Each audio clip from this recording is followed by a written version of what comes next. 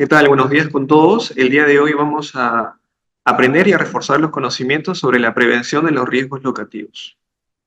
Los temas que vamos a tratar en esta capacitación son, por ejemplo, podemos conocer los conceptos generales de qué es un riesgo locativo, la descripción propia de estos conceptos, de los riesgos, la clasificación de estos mismos, así como también conocer las consecuencias y las medidas de prevención para la mitigación. Los objetivos de esta capacitación, primero debemos promover la creación de un entorno laboral seguro, saludable, minimizando en sí los riesgos locativos y garantizando la integridad de todos los trabajadores y de todas las personas dentro de las instalaciones. Comprender que la forma, cómo se valora el riesgo, diferenciar los conceptos de peligros, de riesgos en sí también, y reconocer, lo más importante, reconocer cómo podemos mitigar o controlar estos riesgos locativos que pueden generar un efecto no deseado, no solo con la salud de las personas, sino también, por ejemplo, la reputación de la empresa, así como también daños a la infraestructura. Entonces, primero vamos a enfocarnos en conceptos generales. Y uno de los conceptos generales que estoy seguro que manejamos es el concepto de peligro. No, todos sabemos que un peligro es absolutamente todo lo que nos rodea. Y existe una definición tal cual se muestra a continuación que nos menciona que un peligro es una fuente, es una situación, es un acto con potencial de causarme un daño, pero no solo me va a causar un daño a mí como persona, sino también puede generarle un daño al deterioro de la salud, un daño físico, un daño a la propiedad, y la combinación de estos también puede generarle lo que es un daño al medio ambiente. Entonces, el peligro va a ser una condición o una característica propia de todos los agentes o diversas situaciones que pueden causar un efecto nocivo y adverso. Por ejemplo, una lesión, una enfermedad o daño de ciertas condiciones. De igual manera, un peligro puede ser, por ejemplo, un evento físico, un fenómeno natural, puede ser propio de la actividad humana, puede causar lesiones, pérdida de vidas, daños materiales, degradación ambiental o una perturbación de la vida social y económica.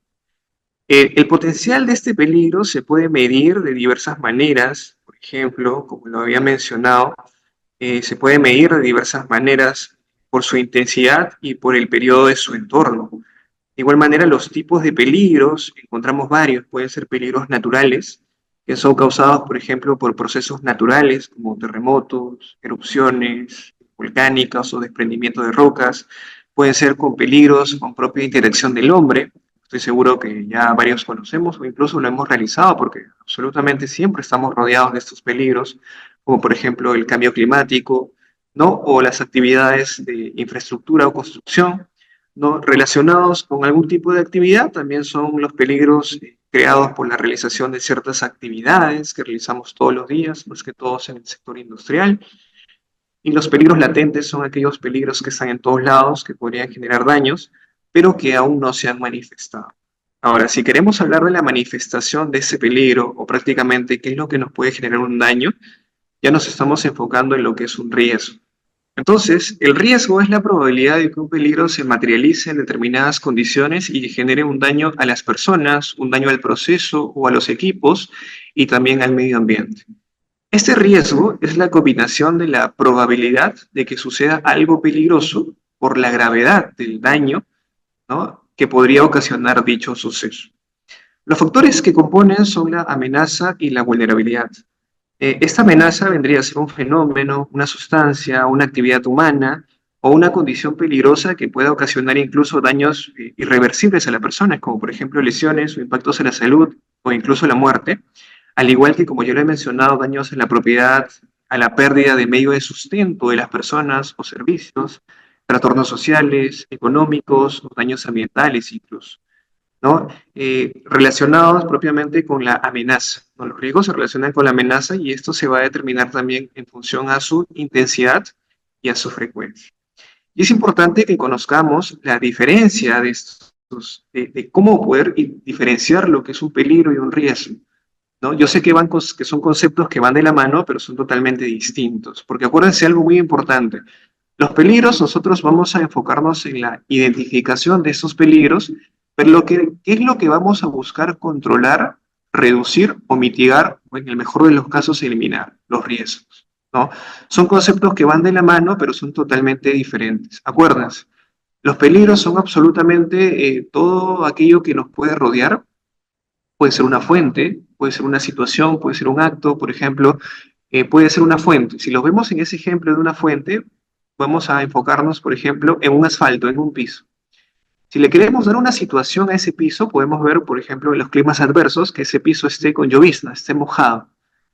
Y si nos vamos a enfocar en un acto, y los actos, acuérdense que los actos subestándar o los actos inseguros están relacionados con las malas decisiones de las personas, con los errores, con las fallas, con los olvidos. Entonces, un acto inseguro que podríamos realizar en este asfalto, en este piso mojado, sería, por ejemplo, correr o caminar sin previo cuidado. Eso puede generarnos un daño, sí, puede generar esta materialización del peligro, conocido como el riesgo, y eso a su vez nos puede generar una consecuencia negativa, ¿no? Entonces, por ejemplo, nosotros, ¿cómo podemos ayudarnos a identificar correctamente un riesgo? Es muy fácil. Una vez que tengamos identificados los peligros, como se muestra en este pequeño ejemplo, ¿no? Debemos hacernos o podemos hacernos la pregunta mental y sumarle esa palabra del peligro identificado. Por ejemplo, el primer la línea nos dice, el peligro reconocido es los pisos resbaladizos. Muy bien. Si yo quiero poder determinar el riesgo, ¿no? Al momento de caminar por ese piso resbaladizo, por ejemplo, yo tengo que hacerme la pregunta mental, ¿qué me va a ocurrir? ¿O qué me puede ocurrir? Y le voy a sumar esa palabra, ese peligro identificado. Entonces, yo digo, pisos resbaladizos. ¿Qué me puede ocurrir si yo transito, si yo camino, si yo corro por ese piso resbaladizo? Entonces se genera la idea en mi mente de caída a nivel, o caída a desnivel, o simplemente caída. Ese tendría que ser mi riesgo. Que posteriormente puede generar una consecuencia, ¿no? Adversa, negativa. Por ejemplo, la consecuencia de esa caída, ¿cuál puede ser? Podría ser, por ejemplo, una fractura, un daño grave, un daño leve, una torcedura de tobillo, por ejemplo, ¿no? Muy bien. Si nos enfocamos a otro tipo de peligro, por ejemplo, vamos a ver a un techo resquebrajado, por ejemplo, ¿no? Entonces, yo me puedo hacer la pregunta, ¿qué me va a ocurrir o qué me puede ocurrir si yo me localizo, si yo me ubico cerca o debajo de ese techo resquebrajado? ¿Qué se me puede ocurrir? Oye, puedo tener un daño hacia mi salud, un daño leve, un daño grave. O de repente, está bien, no me enfoco a mí como el principal enfoque, el principal factor de daño. Yo simplemente detecto el peligro del techo resquebrajado. ¿Qué le puede pasar a ese techo resquebrajado? ¿O qué puede generar que ese techo resquebrajado se encuentre en ese lugar? ¿Qué puede generar? Derrumbe, o sea, una pérdida material. De esa manera nosotros vamos a poder identificar, reconocer los peligros y riesgos de manera correcta. ¿Para qué? Para poder, el tema que vamos a ver más adelante, poder tener mejores ideas de cómo solucionar y cómo tener estrategias de mitigación o reducción de estos peligros. Muy bien, es importante que nos enfoquemos ya en los conceptos generales de un riesgo locativo, que es el tema preciso en sí. Muy bien, ahora entonces, pero primero debemos enfocarnos que para comprender los riesgos locativos, lo primero que se debe hacer siempre es un proceso de análisis adecuado. ¿Y esto es para qué? ¿Por qué debemos realizar un proceso de análisis adecuado? Porque esta herramienta nos permite identificar los posibles incidentes potenciales y condiciones de peligro que cada uno de los pasos de la actividad siempre van a desarrollar, ¿no? Y nos va a poder ayudar a determinar los controles para posteriormente implementar las eliminaciones o alternativas para reducir que nos genere algún tipo de daño, ya sea nosotros como persona, la infraestructura o incluso el medio ambiente. Muy bien. Entonces, ¿qué es un riesgo locativo? Un riesgo locativo son condiciones de las instalaciones o de áreas de trabajo que bajo alguna circunstancia, por ejemplo, pueden generar algún tipo de evento no deseado, ¿no? Relacionados a la salud, por ejemplo, accidentes de trabajo y relacionados a pérdidas materiales, incluso para la empresa. Pueden estar condicionados por diferentes condiciones o diferentes características. Por ejemplo, características geográficas, características de construcción de instalaciones, incluso por la distribución de los espacios en el lugar de trabajo, ¿no?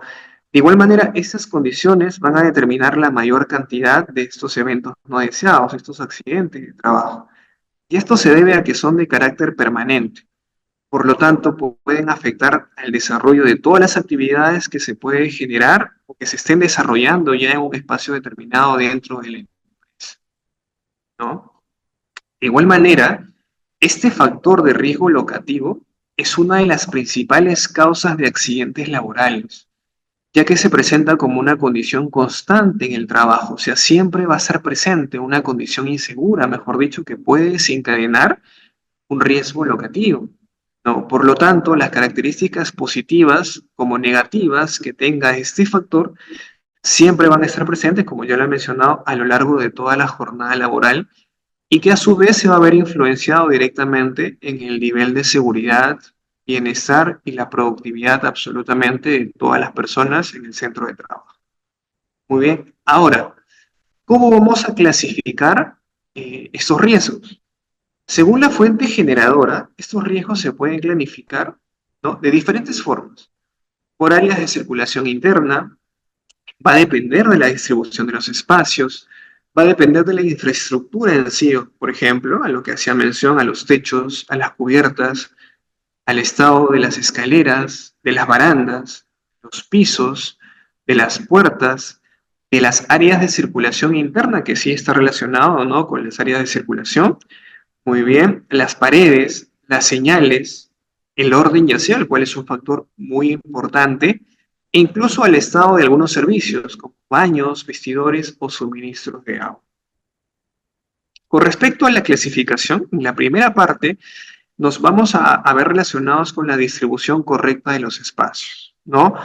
En todos los lugares de trabajo, los espacios deben tener una distribución que le permita a todos los trabajadores un desplazamiento cómodo y seguro.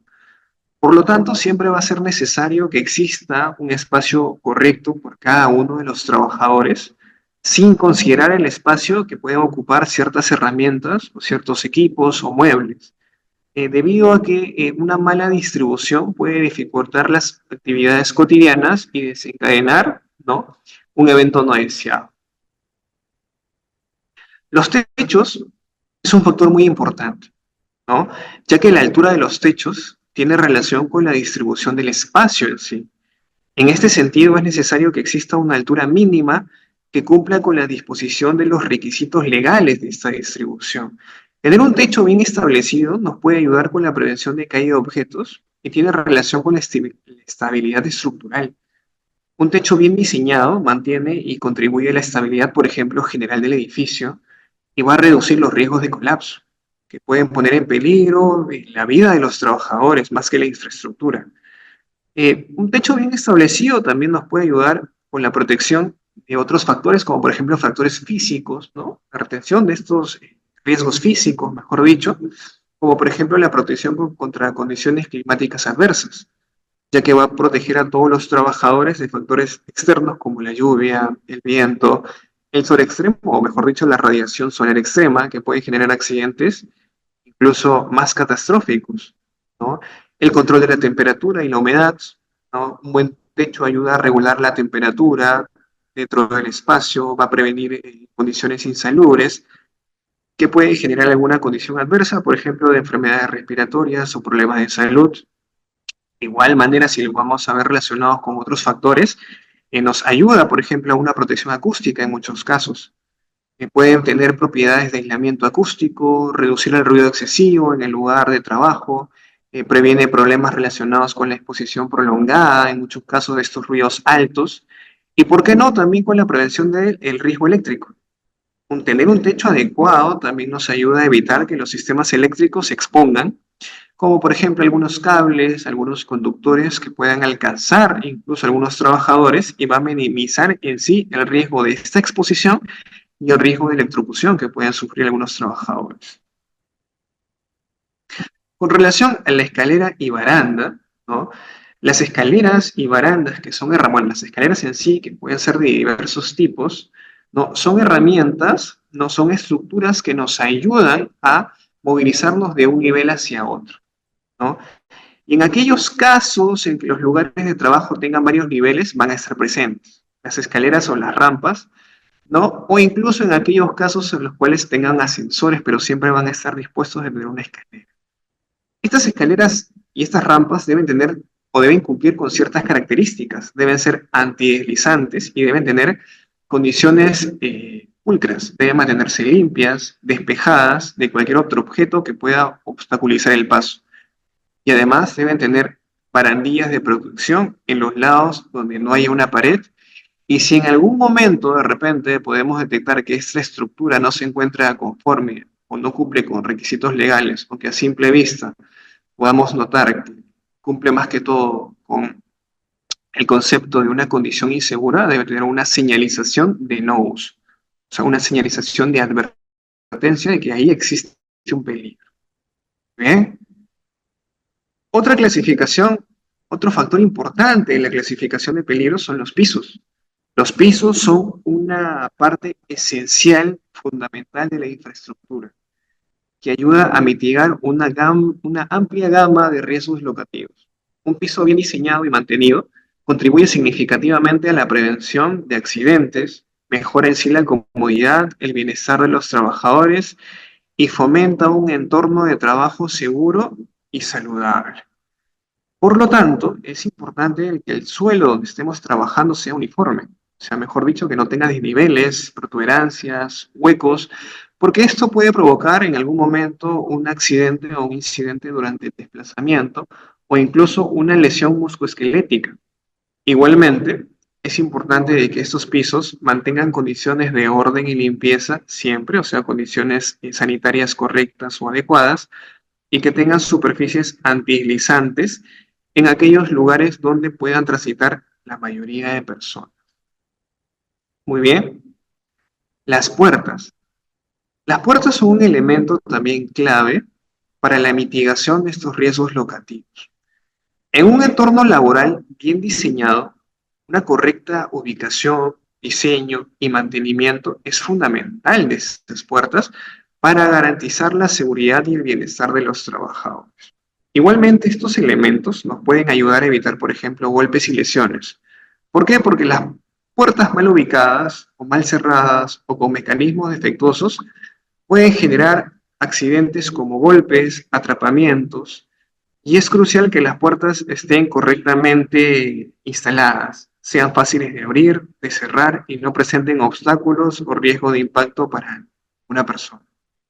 Deben tener puntos de accesibilidad y evacuación segura en situaciones de emergencia, ya que estas deben permitir una rápida evacuación, como ya les he mencionado, sin ningún tipo de obstáculo. Deben cumplir en sí con normas de seguridad, como ser lo suficientemente anchas para que puedan transitar las personas y puedan salir libres y no se encuentren con algún tipo de bloqueo. Y esto es esencial para que se garantice una evacuación eficiente y evitar situaciones peligrosas, por ejemplo, en un evento no deseado, ¿no? Las puertas también nos pueden ayudar incluso en el tema de la seguridad patrimonial, porque nos ayudan a la prevención por ejemplo, de ingreso de intrusos o robos. Tienen un rol importante porque una puerta bien cerrada, una cerradura de calidad, reduce el riesgo de las intrusiones que ya les había mencionado, ¿no? Y promueve ese sentimiento de seguridad en las personas. Nos ayuda mucho en el control de acceso a las zonas de riesgo, ya que en algunos entornos laborales como áreas de almacenamiento de productos químicos, en algunos casos, por ejemplo, como de maquinaria pesada, ¿no? También las puertas son un medio para restringir el acceso a personas a zonas peligrosas. Un sistema de puertas con mecanismos de control de acceso puede minimizar el riesgo de que los trabajadores sí puedan entrar a áreas de alto riesgo. Muy bien, importante.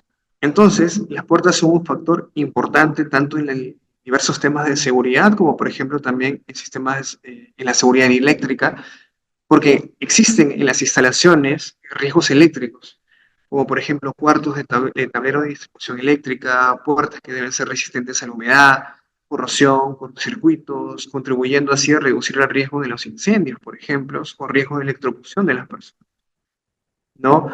Protección acústica, ¿no? Por ejemplo, ¿no? Porque estas puertas bien diseñadas también ayudan a mitigar la exposición a ruidos molestos, a la dispersión de contaminantes, en algunos casos, como por ejemplo polvos, vapores, y especialmente en industrias, donde las condiciones pueden afectar a la salud de las personas y el bienestar de todos los trabajadores. En relación a las áreas de circulación interna, eh, es importante tener en cuenta que una buena distribución interna no solo me va a permitir optimizar el flujo de trabajo, sino que también es esencial para prevenir los riesgos locativos. ¿Por qué? Porque me va a ayudar a mejorar la seguridad y garantizar un ambiente laboral adecuado, saludable. La correcta planificación de estas áreas de tránsito, almacenamiento de trabajo, me va a contribuir a la protección de los empleos, por ejemplo, de los empleados, ¿no? Y facilita la gestión de las emergencias, lo que en última instancia reduce accidentes laborales, como ya les había mencionado, ¿no? Y mejora la productividad. Y esto es debido a que facilita una circulación segura, la reducción del riesgo de atropellos en muchos casos, la optimización de rutas de evacuación que les había mencionado hace un momento, en caso de una emergencia, una distribución interna adecuada también garantiza que estas rutas de evacuación sean claras, accesibles y de fácil acceso. Los pasillos anchos, sin obstáculos, me van a permitir que todos los trabajadores puedan salir de forma segura y sin algún tipo de retraso en situaciones críticas, como incendios, accidentes, y absolutamente todo ello va a permitir un mejor control de zonas de riesgo y a la prevención en general. Muy bien, otra clasificación del riesgo locativo está relacionado con la señalización o con las señales. Las señalizaciones son muy importantes, son cruciales para la prevención de accidentes y la gestión de riesgos locativos en general, porque proporcionan una forma efectiva y visual de alertar a todos los trabajadores sobre los peligros, orientar en situaciones de emergencia, promover un comportamiento seguro y facilitar el cumplimiento de la normativa. Estas son herramientas muy utilizadas y son claves para crear un entorno laboral más seguro, organizado y eficiente. Otro factor importante en la clasificación de los riesgos locativos es el orden y aseo.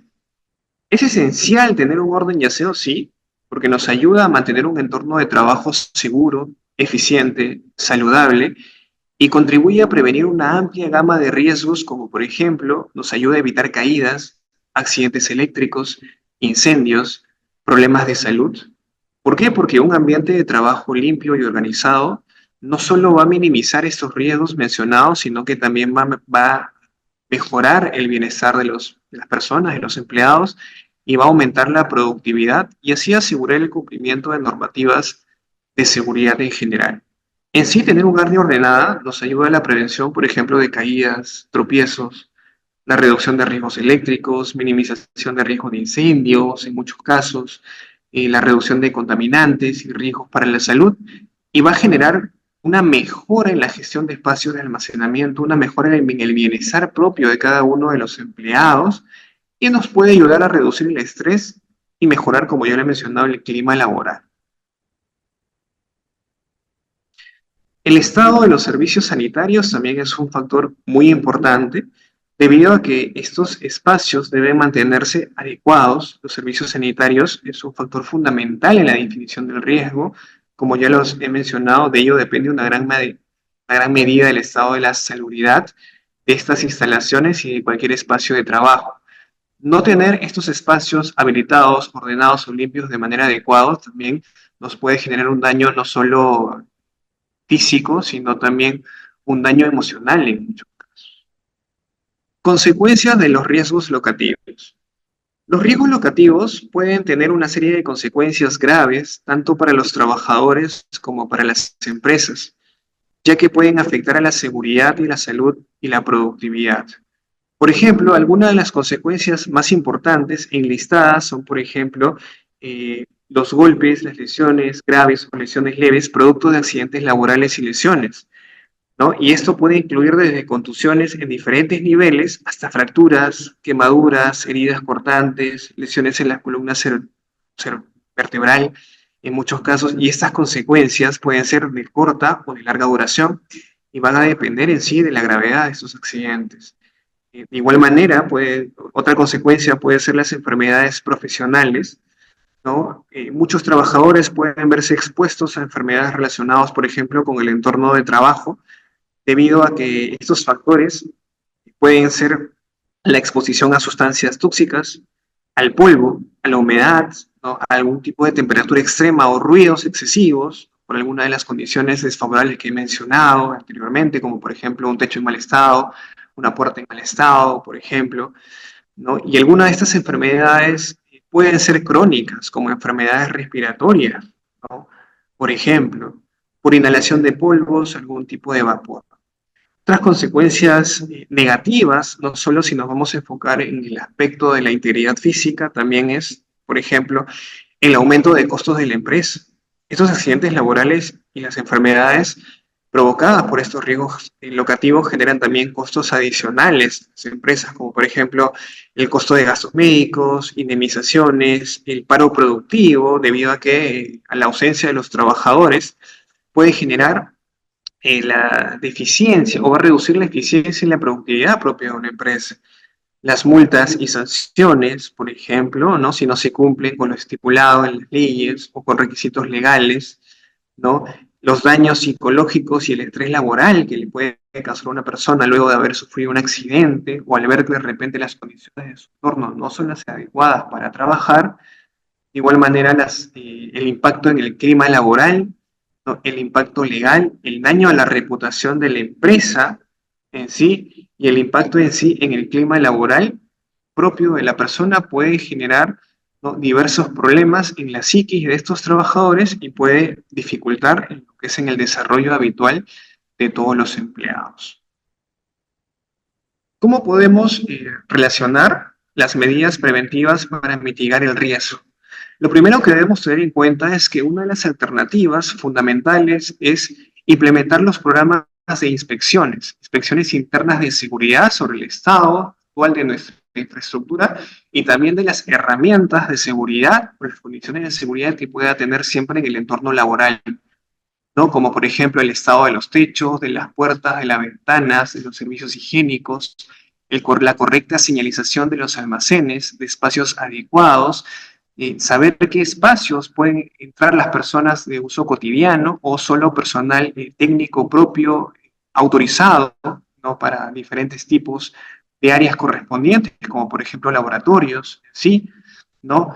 Por ejemplo, si tenemos en el campus o tenemos sí áreas en las cuales necesito el uso de un uniforme, ¿no? Adecuado, si el personal efectivamente está utilizando ese EPP, ese equipo de protección personal acorde con el área donde va a ingresar. El estado, como ya le he mencionado, de las señalizaciones y equipos es muy importante. Es más, es un requisito legal que se debe cumplir siempre, ¿no? ¿Qué otra medida preventiva podemos optar? Es el mantenimiento preventivo. Una vez que yo haya identificado las condiciones inseguras en mi entorno, yo voy a plantear la estrategia de cómo voy a poder eh, plantear las estrategias del mantenimiento en base a una programación anual, que va a depender de diferentes tipos de factores.